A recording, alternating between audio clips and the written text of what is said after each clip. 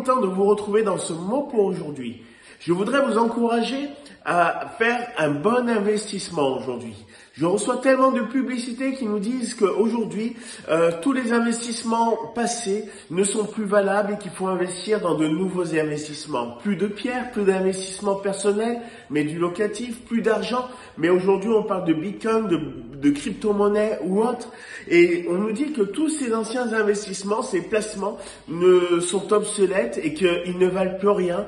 Et qu'aujourd'hui, nous devons poser notre vie, notre espérance, notre avenir dans de nouveaux investissements. Je voudrais vous laisser et vous donner aujourd'hui un investissement qui ne changera jamais et que la Bible nous enseigne. Dans Ésaïe chapitre 55, nous appelle à investir non pas pour de l'argent, non pas pour de la pierre, mais pour votre vie. Et voici ce qu'il est dit. Il est dit, vous tous qui avez soif, venez aux eaux, même celui qui n'a pas d'argent, venez acheter et manger. Venez acheter du vin et du lait, sans argent et sans rien payer. Pourquoi pesez-vous de l'argent pour ce qui ne nourrit pas? Pourquoi travaillez-vous pour ce qui ne rassasie pas? Écoutez-moi donc, et vous mangerez ce qui est bon, et votre âme se délectera de mets succulents.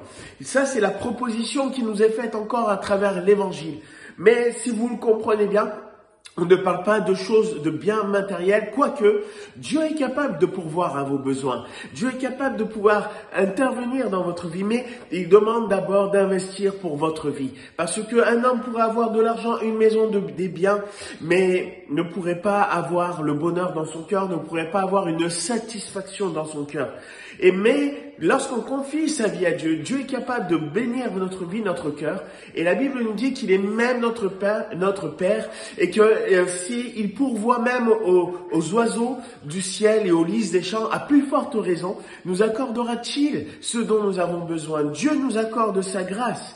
Et il veut nous bénir. Dieu veut te bénir. Et l'investissement que tu dois avoir encore aujourd'hui et qui ne change pas, c'est celui pour ta vie. Comment le faire aujourd'hui? Voici un peu plus loin ce qu'il est dit au verset 6 de ce chapitre 55. Cherchez l'Éternel pendant qu'il est temps, pendant qu'il se trouve. Et il est dit, comment? Invoquez-le tandis qu'il est prêt. Aujourd'hui, Dieu est près de nous et il veut nous bénir, il veut se révéler à nous, il veut changer notre avenir. Il veut que notre avenir ne soit pas simplement terrestre, mais qu'il soit aussi éternel. Et je voudrais vous inviter aujourd'hui à faire le bon placement, celui de votre vie, parce qu'une vie, nous n'en avons qu'une, c'est celle de chercher Dieu encore aujourd'hui, de chercher Dieu. Et cette chose, cette recherche, cet investissement est accessible parce que comme il a été dit dans cette proposition, nous n'avons pas besoin d'argent, nous n'avons pas besoin de payer. Pourquoi? Parce que quelqu'un a déjà payé pour nous. Cette personne, c'est Jésus-Christ. La Bible nous dit qu'il a payé. Il a payé pourquoi? Pour le salaire du péché, le salaire de ce qui nous sépare de Dieu, le salaire de celui qui nous bénit et qui apporte tellement de bénédictions. Jésus, lorsqu'on regarde sa vie, est celui qui a, premièrement, sauvé une alliance, une noce à Cana. Il a changé l'eau en vin.